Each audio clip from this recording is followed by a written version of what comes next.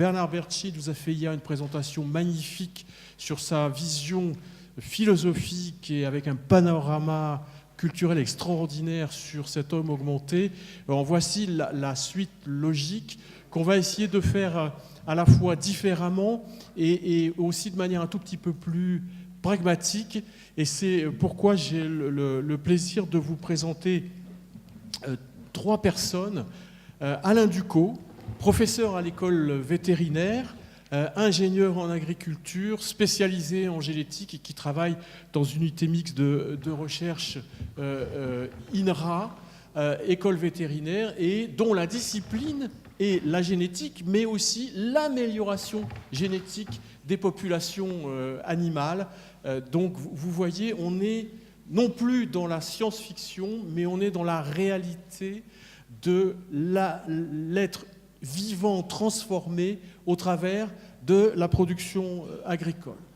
On va suivre cette table ronde par l'intervention du professeur Thierry Lavabre-Bertrand, qui nous vient donc de Montpellier. Il exerce des fonctions de praticien hospitalier au CHU de Nîmes en tant qu'histologiste, embryologiste et cytogénéticien. Il est professeur donc d'histologie, embryologie et cytogénétique à la faculté de Nîmes-Montpellier. Mais vous verrez qu'il a également d'autres casquettes puisqu'il est directeur du Jardin des plantes de Montpellier. Donc nous n'oublierons pas, même si c'est un peu bref, brièvement, les plantes dans le panorama des êtres vivants. Et il a également une solide expérience en éthique. Et il nous fera, je pense, à ce propos, profiter de ses connaissances en histoire. Vincent Grégoire Delory, vous le connaissez tous, il est professeur de philosophie à l'Institut catholique, donc en dirigeant l'École supérieure des sciences de la vie. Il vous a déjà parlé de sa responsabilité dans cette plateforme d'intérêt prospectif sur la réflexion de l'éthique dans le cadre des Toulouse White Biotechnologies. Et donc, il travaille de très près avec les scientifiques sur le domaine de l'éthique des sciences, et il est lui-même, au départ, physicien, donc il sait absolument quels sont les enjeux de chacun des 2 côtés. Et enfin, juste brièvement, je suis médecin, je suis généticien, je travaille au CHU de Toulouse et je suis chercheur dans une unité INSERM dans laquelle on utilise bien volontiers la transgénèse sur des animaux dits inférieurs comme le poisson zèbre pour valider l'expression et la fonction des gènes, qu'elles soient modifiées artificiellement ou naturellement. Alors, passer sur l'homme augmenté, après Jean-François Mattei et Bernard Bertschi, c'était difficile et un défi. Donc, qu'est-ce qu'on pouvait apporter d'original ? Et ce à quoi j'ai réfléchi, c'était que finalement, l'homme augmenté est quelque chose qui est absolument pas nouveau. Ce sera peut-être novateur, mais c'est tellement ancien qu'on remonte aux origines de l'humanité. Et effectivement, et si Socrate déplorait la destruction de la légende orale grecque par l'écrit, eh bien c'est quand même grâce à cet écrit qu'on arrive à retracer cette chose-là. Et je voudrais juste vous parler 2 secondes du mythe d'Icare. Il est extrêmement souvent cité, le mythe d'Icare. Mais ce n'est pas sur le point de l'erreur d'Icare que je voudrais revenir, c'est sur le point de l'utilisation de 2 forces motrices à ce mythe. La première, c'est l'intervention et le dialogue avec les dieux. Les dieux ou, dans le futur, les technoprophètes ou les technopapes, qui a amené Dédale, génial inventeur des ailes, génial inventeur en général, donc artisan. Et c'est cette collaboration entre l'essence divine et l'essence humaine qui a amené et Dédale et Icare à être dotés du pouvoir de voler. Et ce pouvoir, il était néfaste dans le sens où Icare y a laissé sa vie parce qu'il a été bercé d'illusions grâce au potentiel que lui a donné cette technologie. Et je trouve que ça, c'est exemplaire, effectivement, et c'est dans ce sens qu'on l'utilise en général, mais ça n'est pas tout. Parce que Dédale, lui, doté de la même technologie, avec son expérience, sa réflexion, sa sagesse, a gagné depuis la Crète les côtes grecques, sans avoir le moindre ennui. Et c'est cette prophétie que je souhaiterais que l'on retienne dans les biotechnologies, dans la modification éventuelle de l'humain. Il y a certainement des choses qui sont extrêmement dangereuses et qu'il est impératif de cerner et de borner, mais certainement il y en a d'autres qui, de par une utilisation raisonnée et appropriée, peuvent apporter beaucoup de bien à l'humanité. Et c'est peut-être là que je verrai la différence entre l'homme réparé et l'homme augmenté. Bien sûr, on ne cessera jamais le cerveau de penser et on ne cessera jamais de faire chercher ou de laisser chercher les chercheurs. C'est leur liberté, c'est leur droit, c'est leur devoir, et il est de leur devoir de tenter d'améliorer les handicaps, il est du devoir des médecins de tenter de les guérir, et la science est en marche. Et c'est donc vers cette utilisation de la science que nous allons devoir nous tourner pour gérer ce que pourra devenir l'amélioration des capacités physiques, dopage, entraînement, que sais-je, et des capacités intellectuelles, là aussi. L'entraînement n'est pas négligeable, et la collégialité et la discussion entre chercheurs au travers des outils de communication est quelque chose qui aujourd'hui est important pour aider les idées à foisonner, à émerger et à se concrétiser sous différentes formes à l'échelle planétaire. On a parlé de législation, on a parlé d'éthique, et bien entendu, il y a un encadrement d'éthique. Mais les choses sont effectivement vertigineuses aujourd'hui, et c'est peut-être ça qui fait le plus peur dans ces technologies. C'est la rapidité de l'évolution par rapport à l'évolution naturelle. Et j'ai cité quelque chose. Premier cœur artificiel, on en a parlé hier, externe chez l'homme, c'est 1969. C'est pas tout neuf. Le premier cœur interne, c'est 2013. Il s'est passé du temps, mais les choses s'accélèrent. 1973, c'est les premiers transferts de gènes de l'insuline dans les bactéries.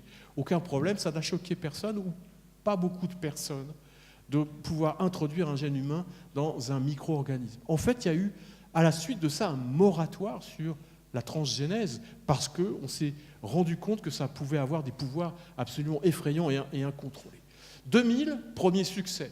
Alors j'ai laissé succès, mais ce n'est pas entièrement un succès, vous le savez. Bien sûr, on a guéri une maladie. Mais bien sûr, on a compris à l'occasion de la transgénèse humaine que la transgénèse mal faite, technologiquement imparfaite, avait aussi des effets pervers qui pouvaient aller jusqu'à la genèse d'autres maladies que celles qu'on était, par contre, effectivement, capable de guérir. Je ne reviendrai pas là-dessus. Et puis 2013, pour revenir à l'homme bionique, c'est la première implantation d'une rétine artificielle. Des gens atteints de rétinopathie pigmentaire ou d'amorose congénitale de Leber se sont vus greffer une puce rétrorétinienne au prix d'une intervention relativement lourde, et avec une caméra externe, ils ont réussi à distinguer une porte sombre sur un mur blanc alors qu'ils n'avaient jamais vu. A contrario, je fréquente assez souvent les associations de patients déficients visuels, et je peux vous dire qu'un certain nombre d'entre eux, ayant réussi une vie brillantissime, à la fois personnelle et professionnels, qui sont donc des gens enviables, n'échangeraient pour rien au monde leur cécité, même pour la plus perfectionnée des rétines artificielles. Donc on s'interroge, mais les gens, les bénéficiaires éventuels de ces choses-là, dites-vous bien qu'ils s'interrogent aussi. Et c'est la raison de ce que je vous disais au début, j'aimerais bien qu'on puisse avoir un véritable dialogue. Alors, on a parlé du passage de l'homme réparé à l'augmenté, la médecine actuelle, ce qu'on est capable de faire, bien entendu. Personne ne songerait à priver quelqu'un d'une thérapie génique somatique qui pourrait le guérir. Mais on a parlé hier de la possibilité de franchir cette ligne continue qui était la modification du germène, du potentiel reproductif de l'homme. Et M. Nizan a vraiment vous a posé, M. Berthier, cette question, peut-on franchir cette ligne? Elle a failli être franchie. Elle a failli être franchie avec la thérapie génique mitochondriale, puisque là, on était dans le naturel, il n'y avait pas de processus de changement, il suffisait de rajouter des mitochondries dans un ovocyte ou un noyau dans un ovocyte sain pour guérir toute une lignée d'enfants atteints de maladies qui sont parfois terribles. Certains l'auraient fait chez l'homme. Les premières expériences chez le singe ont été concluantes. Mais pourquoi? On l'ignore encore. Puisque la reprise des expériences chez la souris ont été dramatiquement contrecarrées par la mort prématurée des animaux. Donc, l'expérimentation Oui. Le rejet non raisonné, certainement pas, mais les bonnes questions restent, dans la plupart des cas, à poser. L'homme augmenté, on a tous des prothèses cognitives, hein, j'en ai une là dans la poche, on en a parlé longuement, elles sont fort utiles, on a du mal à s'en passer. De là à parler d'addiction, il y a là aussi une marge à ne pas franchir. Ce sont des prothèses réversibles, il y a un bouton on-off, c'est volontaire, faisons-le, ne le faisons pas, chacun est libre, encore une fois, de se plier à ce type de contraintes ou d'augmentation. Mais il y a des prothèses irréversibles. On en a parlé vaguement hier, celles qui consistent à réparer. Pour certaines, elles n'ont posé aucun problème ni aux auditeurs, ni aux orateurs. Je parle de prothèses qui visent à redonner la marche à quelqu'un qui l'a perdue lorsque c'est possible. Personne ne trouve ça inhumain ou innommable. Et puis une chose dont on n'a pas ou peu parlé, Bernard Bertschy l'a fait hier, c'est la société qu'on va générer avec les hommes augmentés. Et encore est-il resté, comme il l'a dit lui-même, sur un terrain soft. Je parlerai de transhumanisme modéré. Mais le transhumanisme modéré est forcément la porte ouverte à un autre transhumanisme, et ça aussi, il l'a bien dit. Et il avait d'ailleurs déjà cité Warwick en disant que les non-augmentés sont probablement les chimpanzés du futur. Donc c'est la planète des singes, mais à l'envers. Et puis, qu'est-ce qu'il va y avoir comme relation entre les transhumains versus les super transhumains et les transhumains versus les non-augmentés, puisque le processus est sans fin. L'augmentation n'a pas de limite, puisque la science n'aura plus de limite dans ces nouvelles sociétés.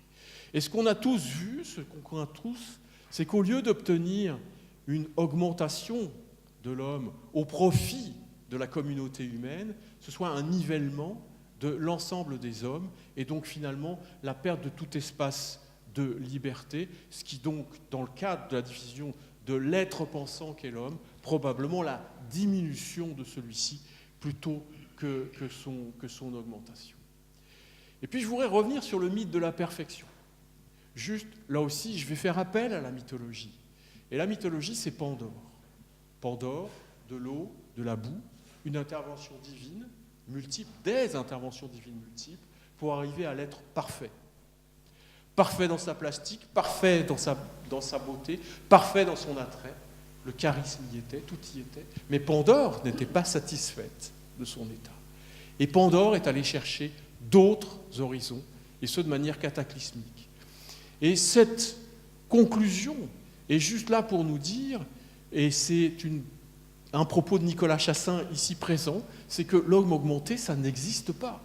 Il n'existera toujours que des hommes augmentables, et c'est là aussi, ces limites-là qu'il va falloir cerner et encadrer de nos réflexions, pas forcément négatives, mais en tout cas réfléchies et de manière consensuelle, puisqu'on posait aussi la question de qui décidera, et M. Bertschy, de manière optimiste, nous parlait de société démocratique, tout en ayant démontré tout au long de son exposé que le risque était qu'elle ne le soit plus,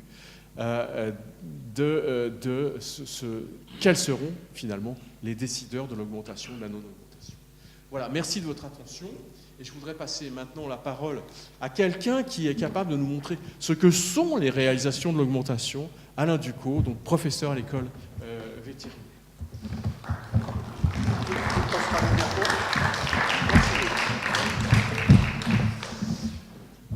Oui, merci. Donc, moi, je vous propose de revenir sur Terre, hein, clairement. On va ouvrir un petit peu les portes de la ferme et puis voir ce qui s'y passe, ou ce qui s'y est passé en tout cas.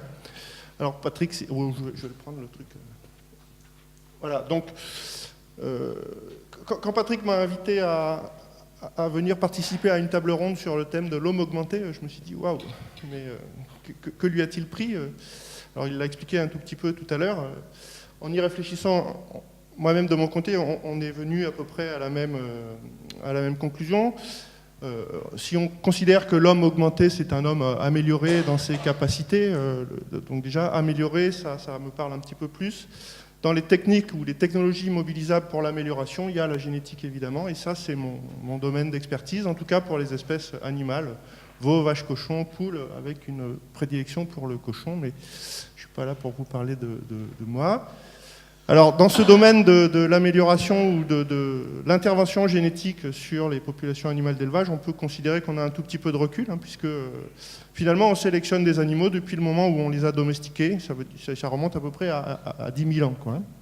Donc, on peut considérer que c'est un recul qui commence à être intéressant. Par ailleurs, les populations animales, on les côtoie tous les jours. Les animaux, ce sont nos compagnons de vie, de travail, et donc nos destins, quelque part, sont un peu liés, d'une part. Et puis, peut-être aussi que d'analyser un petit peu la façon dont on a transformé nos animaux nous éclaire un petit peu sur la façon dont on pourrait se transformer nous-mêmes. Donc c'est un petit peu sur cette base-là que mon intervention a éventuellement un peu de sens, quoi. Alors, cette diapo, je vais passer assez vite dessus. Elle a pour objectif de vous montrer deux choses. La première chose, c'est que les activités d'amélioration génétique animale mobilisent de la haute technologie, premièrement. Et deuxièmement, cette diapo a aussi pour objectif de montrer que, comme en médecine humaine d'ailleurs, les activités d'amélioration génétique sont toujours en front technologique ou en front de science. Les dernières améliorations dans différents domaines sont systématiquement intégrées très régulièrement. Alors, j'ai dit on sélectionne les populations animales depuis 10 000 ans, mais la sélection rationnelle, on va dire, commence à peu près au milieu du 19e siècle et réellement s'appuie sur des méthodes objectives à partir du milieu du 20e siècle. Et les technologies, on les a mobilisées dans différents domaines qui sont listés sur la droite de la diapo. Donc on mobilise des technologies avancées, on va dire, pour ce qu'on appelle le phénotypage. Alors plus prosaïquement, nous on parle de contrôle de performance. On est passé de simples pesées à aujourd'hui des mesures qui valorisent ce qu'on a comme équipement dans les CHU, des techniques d'imagerie de dernier niveau, des techniques de spectrométrie pour établir par exemple des profils en acide gras du lait ou de la viande. On fait du monitoring en continu de fonctions physiologiques à partir d'électronique embarquée sur les animaux. Donc de la technologie pour les mesures, pour le phénotypage, de la technologie aussi pour la reproduction. L'insémination artificielle est utilisée depuis les années 60 chez les animaux et aujourd'hui elle est complètement généralisée dans certaines filières de production. Il n'y a pratiquement plus une vache laitière, au moins dans certaines grandes races, qui se reproduit par monde naturel. L'insémination est complètement généralisée, mais on utilise d'autres techniques ou biotechnologies de la reproduction, comme la multiovulation, le transfert d'embryons. Ça, c'est quelque chose de complètement routinier, comme est devenu routinier la ponction ovocytaire et la fécondation in vitro pour procréer des embryons à volonté et démultiplier la prolificité de certains animaux, comme les bovins qui sont peu prolifiques naturellement. On sexe la semence, on sexe les embryons, etc. Et puis, dernière évolution en date à partir du début des années 90, l'utilisation, on peut même dire que les programmes de sélection animale ont été complètement envahis par les biotechnologies du génome. Aujourd'hui, depuis le début des années 90, on a déployé ce qu'on appelait des programmes SAM, sélection assistée par marqueur, et puis depuis la fin des années 2000, on est encore dans une autre dimension qu'on appelle la sélection génomique. Aujourd'hui, la valeur des individus, la valeur génétique des individus qui sont candidats pour devenir reproducteurs, est estimée uniquement à partir de données moléculaires, de données de génotypage à haute densité. Pour vous donner un chiffre simplement, plus de 100 000 bovins sont génotypés aujourd'hui en France avec des outils qu'on utilise aussi dans l'étude des caractères complexes chez l'homme. 100 000 bovins génotypés en France, c'est peut-être plus que d'Homo sapiens génotypés en France par année, Patrick nous le dira. Alors tout ça mobilise aussi de la haute technologie en matière de gestion de données. On est clairement dans le domaine du big data en ce moment, dans les activités d'amélioration génétique animale. On mobilise également le top des techniques d'analyse statistique. On est même avec éventuellement un certain leadership dans ce domaine-là et de grosses capacités de calcul. Et puis, dernier étage de la fusée, on envisage très sérieusement, enfin je dis on, en tout cas certains groupes de recherche envisagent très sérieusement d'utiliser les dernières techniques de modification ciblée du génome pour contribuer à l'efficacité des programmes de sélection encore. Alors si le sujet vous intéresse, et pour les Toulousains, j'aurai la chance de faire une conférence le 25 octobre spécifiquement sur ce sujet dans cette même salle. Alors voilà, on utilise beaucoup de technologies et finalement tout ça est très efficace.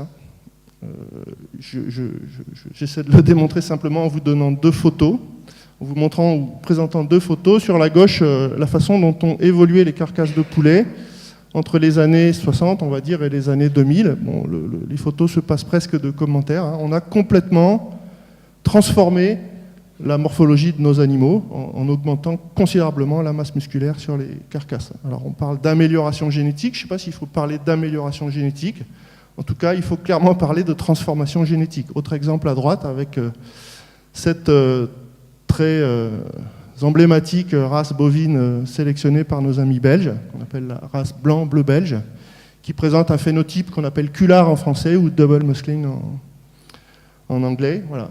Vous voyez une conformation exceptionnelle de ces animaux qui ont, par sélection, été complètement transformés. Alors j'insiste sur le fait, photo de droite là, il n'y a pas d'intervention génétique particulière réalisée pour produire ces animaux-là. On a valorisé des variations génétiques apparues naturellement au sein des populations. On n'a fait que les sélectionner.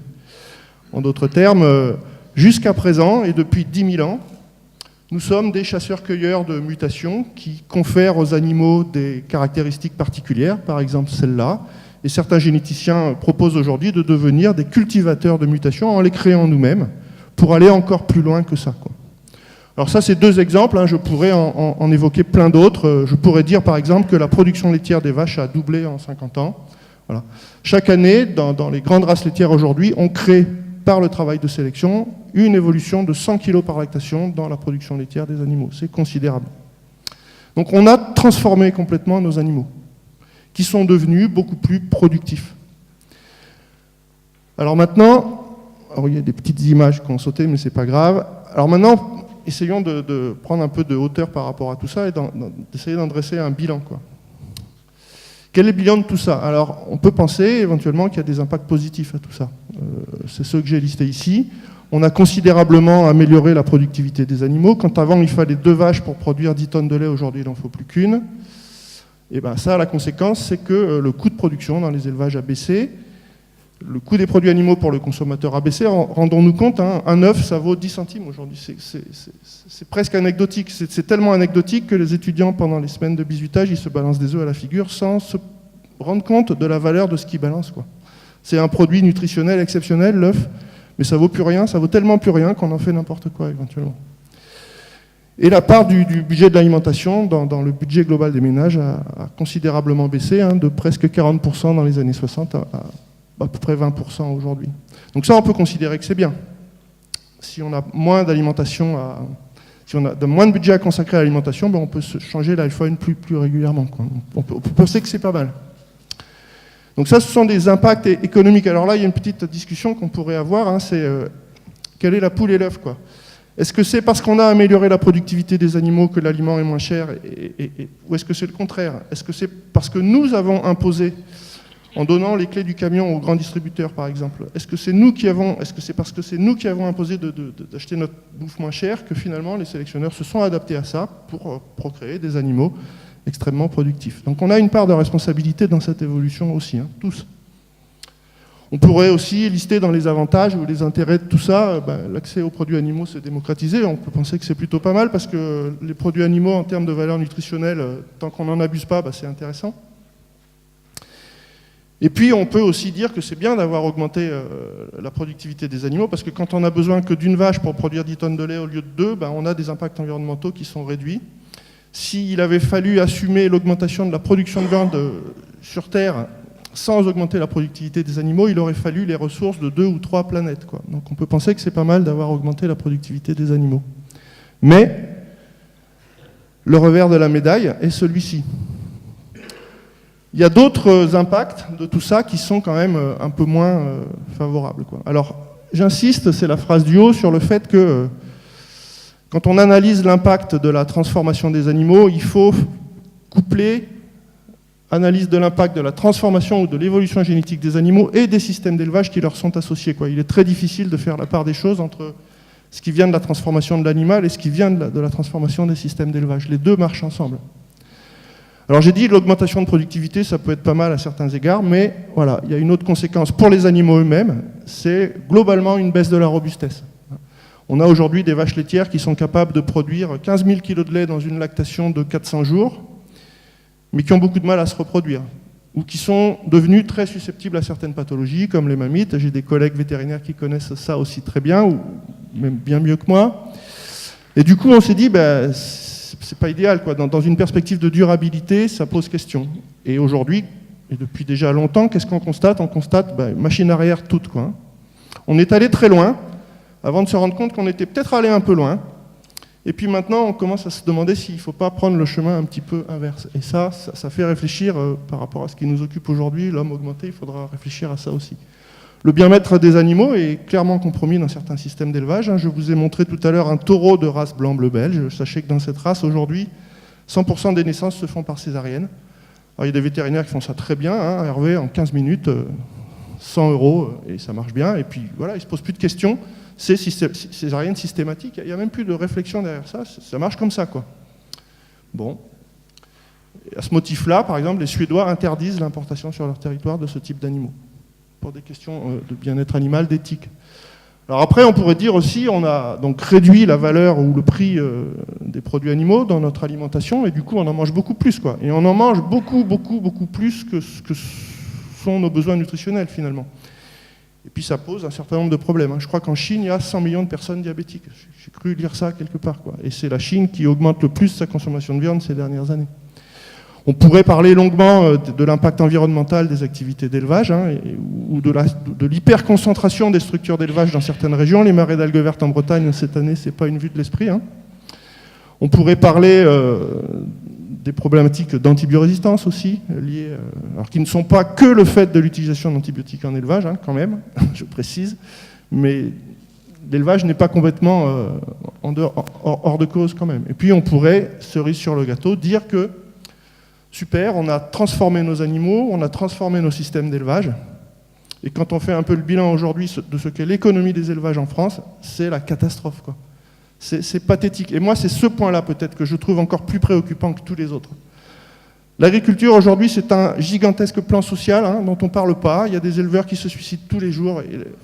L'année 2016, par exemple, pour les éleveurs laitiers, a été absolument catastrophique. La moitié des éleveurs étaient en revenus négatifs, en travaillant comme des damnés dans leurs exploitations, endettés jusque-là.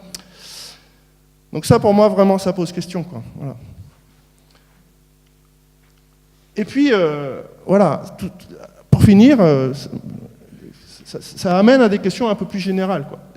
Cette évolution considérable que j'ai essayé de vous retracer très rapidement, des animaux et des systèmes d'élevage qui vont avec, finalement, est-ce qu'on doit considérer que ça a été pour nous, les hommes, hein, une source de progrès, quoi? Est-ce que ça a réellement contribué à du bien-être pour nous-mêmes? Moi, franchement, je pose la question. Je ne veux pas donner ma réponse, on en parlera peut-être après, mais on peut se poser la question légitimement. Moi, j'ai quand même furieusement l'impression que chaque technologie nouvelle, bien souvent, on l'utilise parce qu'on se dit de toute façon que d'autres l'utiliseront. C'est toi qui en parlais, hein, je crois. Il y a beaucoup de gens qui réfléchissent un peu comme ça, quoi. Il y a une technologie qui est là aujourd'hui, de toute façon il faut l'utiliser, sinon d'autres le feront, donc autant être aussi dans la course, alors qu'en fait on a le droit de dire non, quoi. C'est toute la problématique des OGM dont on pourra parler. Moi j'ai beaucoup l'impression qu'on est bien souvent dans cette logique-là. Une technologie arrive, on va s'en servir parce qu'il faut, et on va s'en servir avant toute chose peut-être même pour corriger les défauts des technologies N-1, quoi. Voilà. Un bel exemple, c'est ce que je disais tout à l'heure, hein. On a sélectionné avec des outils aujourd'hui très très efficaces, hein, des animaux qui sont très productifs mais qui sont devenus moins robustes.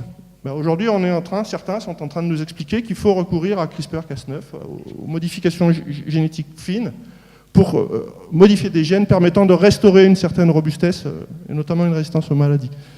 Quand on y réfléchit 2 secondes, on se dit c'est quand même un peu tourner en rond. C'est un peu le hamster dans sa roue qui se force d'aller toujours plus vite sans forcément réfléchir bien sur les buts, quoi. Et donc je me dis, tout ça, finalement, est-ce que ça ne nous amène pas quelque part à un problème qui est de nature politique, hein? Pourquoi on se force à toujours utiliser la dernière technologie parce qu'elle est là et que voilà, parce qu'on est dans un contexte hyper concurrentiel. La sélection bovine, par exemple, c'est une concurrence farouche qui s'exerce à l'échelle mondiale. On est dans un monde de moins en moins régulé, où l'ouverture est toujours plus grande, et est-ce que ça, quelque part, ça ne nous empêche pas un peu de réfléchir, quoi? Donc, est-ce qu'on n'a pas un problème politique? Et puis, dernière question, dernière diapo et dernière question. Moi, je me demande aussi si on n'a pas, à un moment donné, un problème de démocratie, hein, quelque part, ou de gouvernance. Je prends l'exemple des OGM, voilà. pourrait se dire quelle est la place du citoyen dans ce qui déterminera les grands choix stratégiques, hein. Moi, je trouve que le citoyen, il n'est pas tellement écouté sur ces questions-là, quoi. Voilà, j'ai déjà pris beaucoup de temps, je laisse la parole. Merci beaucoup, Alain.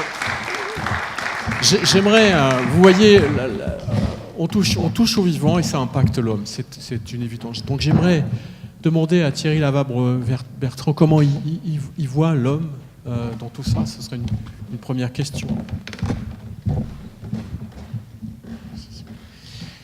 Voilà, donc on va enchaîner sur un aspect un peu différent. Pour poursuivre un peu dans la réflexion qu'on avait eue en fin d'après-midi hier, on dit l'homme augmenté, mais d'abord, qu'est-ce qu'un homme? Et la définition de l'homme, les médecins ont essayé, les biologistes, etc., ont essayé d'en amener une, mais un peu à la manière des mathématiciens avec Gödel ou des informaticiens avec Turing. On se rend compte qu'il est toujours très difficile, à partir d'une structure, que cette structure réfléchisse sur elle-même et dise ce qu'elle est elle-même. Alors les médecins ont eu différentes approches au cours du temps, différents modèles de réflexion qui ont eu chacun leur fécondité. Vous avez le monisme qui voit dans l'être vivant une entité unique, matérielle, mécanique, l'homme-machine de la métrie finalement, et qui a amené à des découvertes et des progrès indiscutables et majeurs, et que l'on vit aujourd'hui, et qui est finalement un peu devenu la philosophie commune aujourd'hui. Vous avez le dualisme, hein, par exemple l'homme-machine de Descartes, avec la partie, le corps, et puis l'âme, et puis entre les deux, la petite glande pinéale qui essaie de faire le contact. Une structure beaucoup plus ternaire, mais aussi beaucoup plus intégrée, qui a été celle qui est particulièrement chère à Montpellier, hein, qui a été celle de l'école vitaliste de Montpellier, avec Barthès, avec Lorda qui a donné son nom à une unité CNRS de Toulouse, hein, sur la neuropsychologie cognitive, ce qui veut dire que c'est quand même une approche qui a eu aussi sa fécondité importante. Et si on en arrive aux conceptions contemporaines, puisque chaque école a bien sûr parlé à une époque donnée, eh bien on est un peu à l'homme, fruit du hasard et de la nécessité, de Monod. Mais qu'est-ce que le hasard?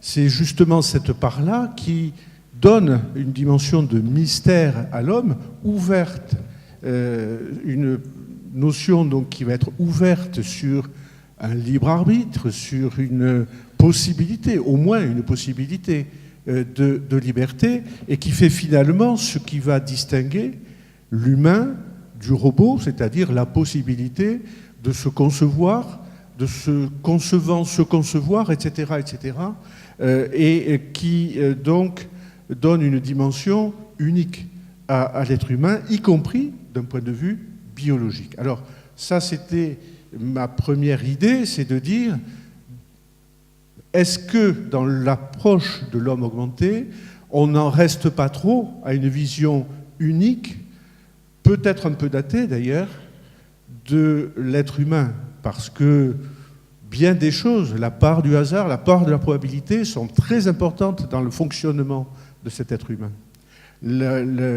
La physique et la chimie qu'utilise la biologie aujourd'hui sont très datées, et datées d'avant les progrès de la physique du XXe siècle. Or, les objets biologiques sont aussi probablement des objets quantiques, qui obéissent à des règles totalement différentes. Alors, donc, ma première idée, c'est, est-ce que la biologie de l'homme augmenté ne se réfère pas à une structure trop rigide, trop partielle de la conception scientifique de l'homme que l'on veut utiliser, ce que Jean-François Mattei appelait un peu aussi le tout génétique, hein, qui est essentiel, qui est quand même extrêmement réducteur.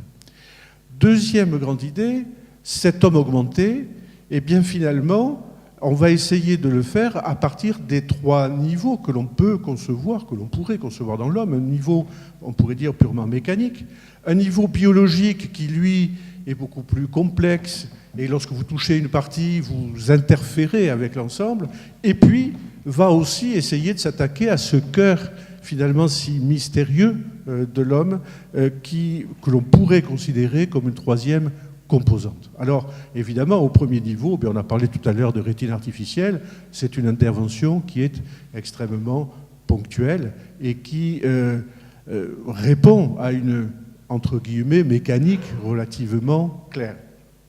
Vous avez des interventions biologiques qui, elles, vont justement avoir un impact beaucoup plus diffus. Et on parlait tout à l'heure de la modification du génome des gamètes, mais même dans le domaine des cellules souches. Lorsque l'on crée par exemple des IPS, vous savez, ces cellules souches induites à partir de cellules dédifférenciées, eh bien, lorsqu'on essaie de les redifférencier, elles peuvent emprunter des voies extrêmement tordues, si l'on peut dire, et on sait en pathologie et en thérapeutique que cela peut éventuellement déboucher sur des catastrophes. Et puis, on l'a vu, il y a des interventions d'hommes augmentés qui veulent vraiment s'attaquer à ce cœur mystérieux de l'homme, par exemple transférer un cerveau, enfin, si on peut dire, sur une clé USB, qui est la négation du corps, comme l'a bien souligné Jean-François Mattei avant-hier. Donc ça, c'était mon deuxième point d'intervention, c'est qu'on peut, sur ces différents niveaux, vouloir ou pouvoir intervenir. Le niveau matériel, le niveau biologique plus intégré, plus diffus, et puis vraiment ce cœur très mystérieux de l'homme sur lequel l'homme lui-même n'a pas vraiment un discours total possible à donner. Et à partir de là, et c'est la troisième étape de ce que je voulais vous dire, qu'est-ce que l'on peut avoir comme piste pour porter un jugement éthique sur ces différentes interventions? Eh bien, je pense qu'on peut, de façon simple, dire il faut que l'on soit dans une évaluation bénéfice-risque, comme on le fait dans les protocoles de recherche, comme on le fait finalement un peu tout le temps dans la pratique médicale. Le bénéfice-risque, il passe notamment, et le mot a été prononcé tout à l'heure, sur la possible réversibilité, qui est le premier point. Si on peut revenir en arrière, alors là, évidemment, la perspective éthique est différente. Lorsque les étudiants des années 70 se bourraient d'amphétamine 3 jours avant leur examen pour faire en 3 jours ce qu'ils auraient dû faire en 1 an, c'est-à-dire pour ingurgiter le programme de l'année, ils pouvaient penser à l'époque avoir quelque chose de totalement réversible, et l'on sait qu'en fait, ce n'était pas purement mécanique, mais qu'il y avait des complications neurologiques, neuropsychiques, cardiovasculaires, etc., qui montraient que les choses n'étaient pas aussi simples. Sur l'intervention, les différentes autres interventions, la réversibilité est plus complexe. Lorsque vous intervenez en biologie, eh bien, évidemment, vous risquez de perturber beaucoup plus, et il faut être, bien sûr, beaucoup plus prudent.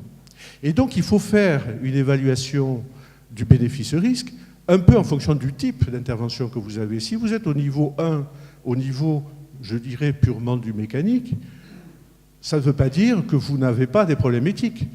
Lorsque vous allez cibler tel ou tel neurone et stimuler tel ou tel neurone, eh bien sûr, vous aurez le risque de perturber des comportements et bien des choses. Mais on peut dire que la conception et l'appréciation éthique sera relativement simple.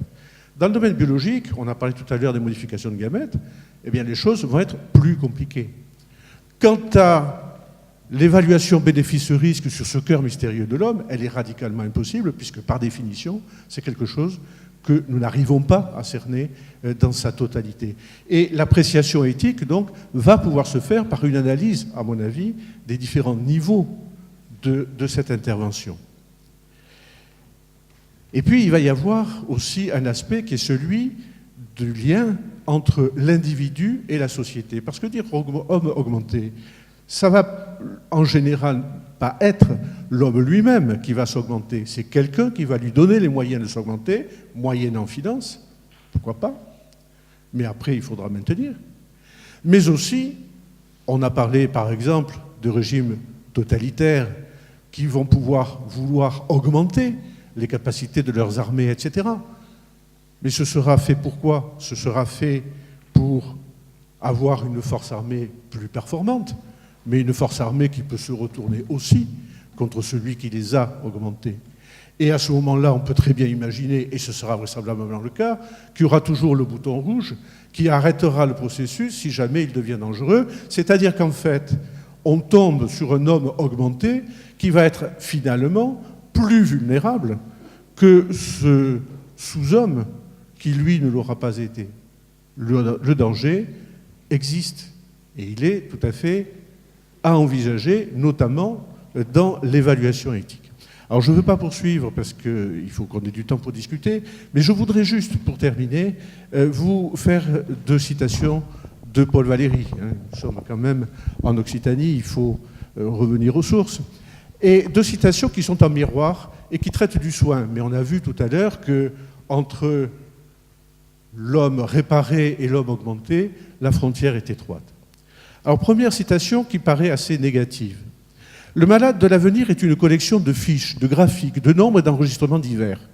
Un automate sera le médecin de l'avenir qui, sans aucune pensée, déduira de ces données un classement et un traitement. En effet, la valeur du médecin diminue en raison directe des moyens d'investigation que lui donne la technique physico-biologique. Plus en dispose-t-il et plus s'efface-t-il devant eux et renonce-t-il facilement à observer et à réfléchir. Premier versant négatif. En miroir, un versant très positif.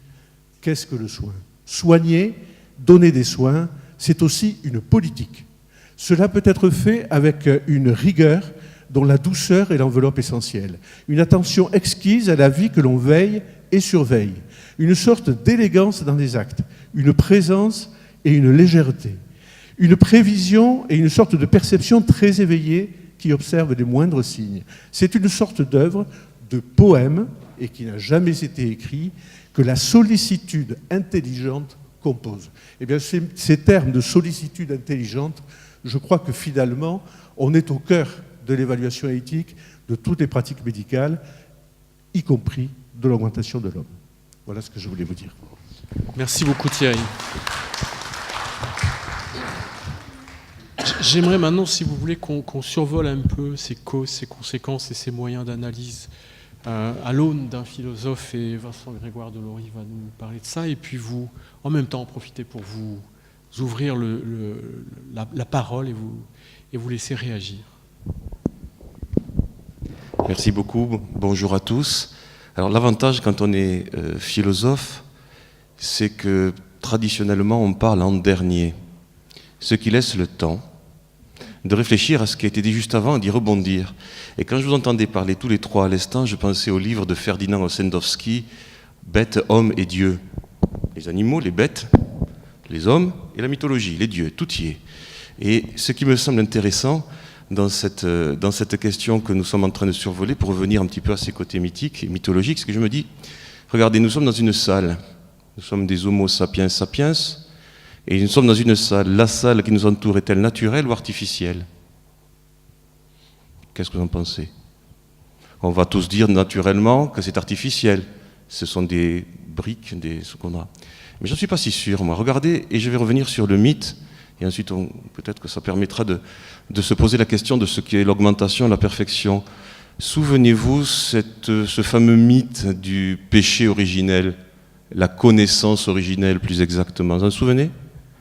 Cette fameuse pomme qui n'est pas dans les textes, mais enfin, cette pomme, vous vous souvenez ce qui se passe dès que les hommes prennent la connaissance, vous vous souvenez ce qui se passe ? Le petit détail là. Ils vont faire un objet technique, le tout premier objet technique, ils vont coudre une ceinture. Alors nous, dans les Bibles, on va dire que modernes, on parle plutôt de cache-sexe, mais en fait c'est pas trop ça, hein. C'est une ceinture. Mais ils vont donc détourner la nature, en l'occurrence des feuilles de figuier, et ils vont artificialiser cette nature pour faire ce qui n'était pas prévu. Un figuier, c'est pas fait pour faire une ceinture ici. Donc l'humain, me semble-t-il, ontologiquement et nécessairement dans l'artifice. Il ne peut exister que parce qu'il y a de l'artifice. Il ne peut vivre que parce qu'il y a autour de lui et en lui de l'artifice. C'est ainsi que moi je crois que la salle qui nous entoure est naturelle. Parce qu'il est naturel pour l'homme d'échanger, de parler, de partager et d'enseigner. Dans cette salle, rien de plus naturel. En plus, ce matin, il ne fait pas beau, il pleut dans notre belle ville rose. Et donc, nous nous couvrons. Et nous avons besoin d'être ensemble, d'être en relation. Et donc, cette salle procède de notre nature. Si cette salle procède de notre nature, ben effectivement, toute la technique procède aussi de notre nature. Nous sommes nous-mêmes, par définition, des êtres de nature artificialisable. Sinon, nous ne sommes pas.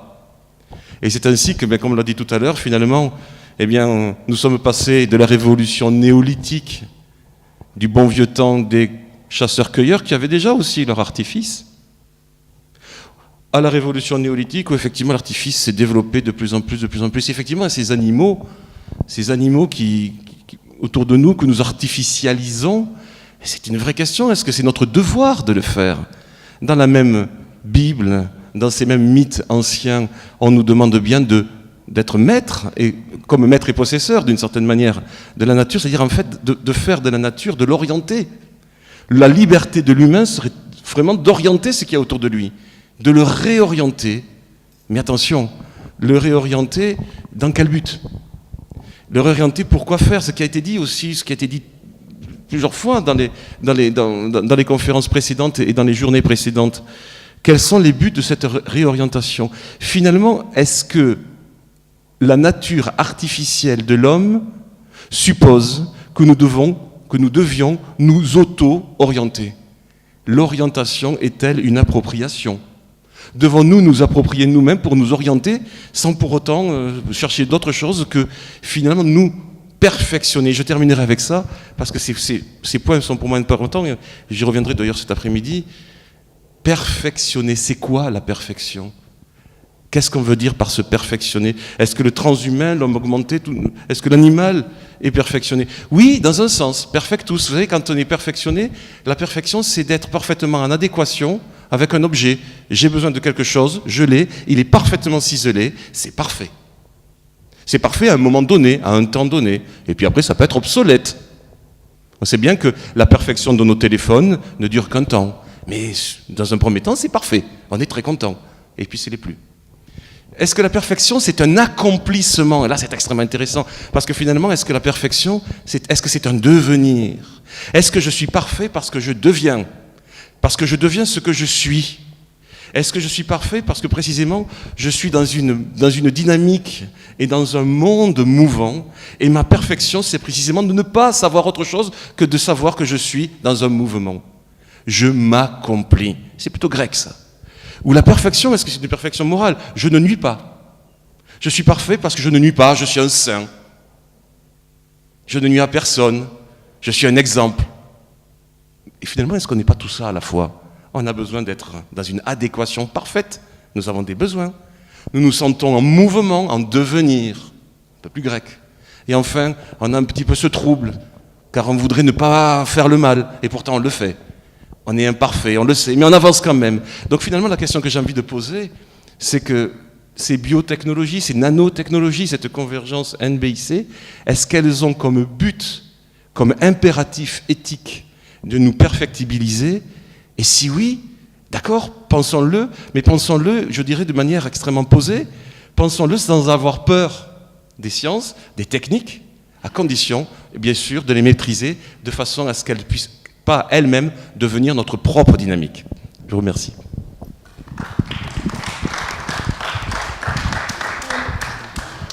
Avez-vous des questions ou des commentaires? Parce que le sujet... Oui, monsieur.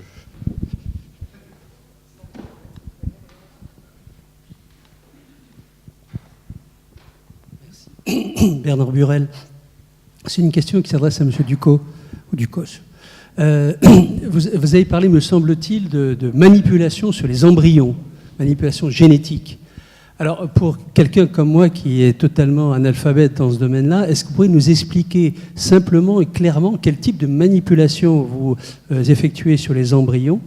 Et autre question, est-ce qu'il y a une cloison étanche entre les manipulations génétiques que vous effectuez sur les embryons des animaux par rapport à l'homme? Est-ce que, disons, il y a une porosité suffisante pour que demain, on manipule facilement, aussi aisément que vous le faites sur les embryons animaux?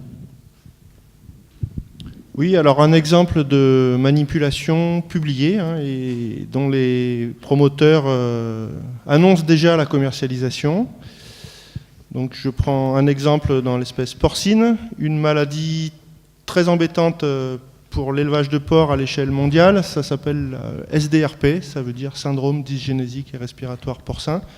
C'est une maladie qui coûte, dont les répercussions économiques à l'échelle mondiale sont estimées à plus d'1 milliard de dollars, donc c'est quand même quelque chose de très important. Ça génère beaucoup de mortalité en élevage, donc des problèmes éthiques aussi. La physiopathologie de cette affaire-là est quand même assez approfondie. Aujourd'hui, on connaît une protéine qui est à la surface d'un type de cellule particulier qu'on appelle des macrophages. Et cette protéine, c'est en quelque sorte la porte d'entrée pour le virus, qui est l'agent infectieux responsable de cette maladie. Et donc, la manipulation qui a été faite, c'est déjà réalisé, publié, et les travaux visent à une commercialisation dans quelques années. Les manipulations génétiques dans l'embryon consistent à simplement supprimer cette protéine de la surface des macrophages, ou simplement à modifier le gène codant cette protéine de telle sorte que la protéine soit juste modifiée pour qu'elle ne permette plus l'interaction avec le virus, mais qu'elle garde ses autres fonctions. Donc on est jusque-là, quoi. Donc ça, voilà, c'est fait, c'est publié, c'est un exemple, j'en aurais 15, 20, 30 à montrer. Donc c'est pas une vue de l'esprit, c'est des choses qui se font dans les laboratoires, et il y a des gens qui sont très très proactifs là-dessus. Ils ne se posent pas la question, franchement, de est-ce que la résistance que ça va conférer aux animaux, elle sera contournée par l'agent pathogène. Il y a clairement une volonté de business derrière ça, il ne faut pas être naïf. Après, la deuxième question sur l'étanchéité avec l'homme, non, il y a aussi, il y a 2 semaines, je crois, ou 3 semaines, dans Nature, un très beau papier paru avec des modifications d'embryons humains. C'est les mêmes techniques exactement, donc il n'y a absolument aucune étanchéité, c'est absolument poreux. On peut modifier des embryons humains avec les mêmes techniques exactement que celles qu'on utilise pour modifier des embryons de cochons, de vaches, de poules, de poissons zèbres ou de... Voilà. Il y a une généricité complète des techniques. Oui, il y a l'homme augmenté, il y a aussi le transhumanisme. De même manière, il y a des animaux qui sont améliorés. Est-ce qu'il y a un transanimalisme? C'est-à-dire l'espoir ou le désir ou l'imagination de faire des chiens hommes, des chevaux hommes. Est-ce que c'est une idée qui est dans l'air? C'est pas des choses que j'ai vues ni lues. Donc j'ai pas de réponse autre que celle-là à formuler. Oui, effectivement, je pense qu'on pourrait éventuellement faire des chimères, de faire en sorte de mélanger du matériel génétique, mais une fois de plus, de manière mythique, mythologique, quelque chose d'intéressant. C'est-à-dire qu'effectivement, dans la mythologie, il y a plein d'animaux hommes. On peut trouver beaucoup de choses comme ça, et quelque part, on peut avoir une sorte de nostalgie de ces animaux bizarres, de ces dieux bizarres. Et il se trouve que si on n'a pas la forme corporelle de ces animaux-là, il nous en reste au moins en tout cas la trace inconsciente. Je crois que dans cette trace inconsciente, il y a la façon d'humaniser les animaux, ou d'animaliser les humains. Dans les 2 cas, on peut se surprendre les uns et les autres en train d'avoir des expressions en disant « celui-là, quel chien !» Et mon chat, il ne lui manque que la parole. Donc dans ces 2 façons de parler, il y a quand même une sorte de mélange. Et ce mélange est intéressant, surtout qu'on voit bien que le droit est en train de changer et que la protection animale, et il suffit de regarder aussi le monde de l'enfance. Quand vous regardiez les dessins animés de jadis, les bons vieux Mickey, on savait quand on voyait les Mickey que c'était un dessin animé, même si Mickey y parle, c'est un dessin animé, il n'est pas humain. Mais regardez, j'avais trouvé ça extrêmement intéressant. Quand je l'avais vu, mais ça a dû arriver avant, très probablement, je me suis rappelé d'avoir vu Nemo, le petit poisson Nemo. Vous avez vu à quel point il a un regard humain? Cette espèce de mélange entre humanité et animalité qui fait que finalement, on finit par avoir envie de leur parler comme le serpent parlait à l'humaine de la Genèse. Car comme dans Platon, les mythes platoniciens, les animaux parlent aux hommes. Les animaux donnent des conseils, d'une certaine manière. Donc c'est comme si nous avions perdu cette relation avec l'animal, comme si nous vivions dans une nostalgie d'une relation passée, et que nous essayions par tous les moyens de la reconstruire, mais il ne nous reste plus que le droit, le bien-être animal. Et ces animaux, est-ce qu'ils vont nous le rendre? Je ne sais pas, mais j'ai l'impression qu'il y a quelque chose qui fait qu'on a presque envie de revenir vers cette origine perdue, où l'animal et l'humain, finalement, pouvaient se comprendre. Et ça, je crois qu'il y a quelque chose d'extrêmement fort là-dedans. Et le rapport à manger ou pas de la viande, par exemple, ce genre de choses, être végétarien. Il y a beaucoup de choses, j'ai l'impression, le monde de l'enfance, des bébés, des enfants. Il y a des choses extrêmement intéressantes qui sont en train, je crois, de revenir, de réadvenir dans nos sociétés de manière inconsciente. Alors oui, juste pour compléter ma réponse de tout à l'heure, c'est l'esprit d'escalier. Il y a quand même des modifications génétiques qu'on peut apporter à des animaux. On peut humaniser des souris, par exemple. Didier Villette en parlerait beaucoup mieux que moi. Hein. On peut humaniser des souris pour en faire de bons modèles animaux de pathologie humaine. On peut aussi modifier génétiquement des cochons dans une perspective d'utiliser leurs organes pour des greffes chez l'homme. Voilà. Du rein, du cœur. Voilà. Mais c'est pas exactement le même registre que... Je crois que le temps qui nous était imparti est écoulé, mais c'est une dernière question rapide, avec une réponse rapide, on peut prendre, mais merci beaucoup, alors c'est parfait.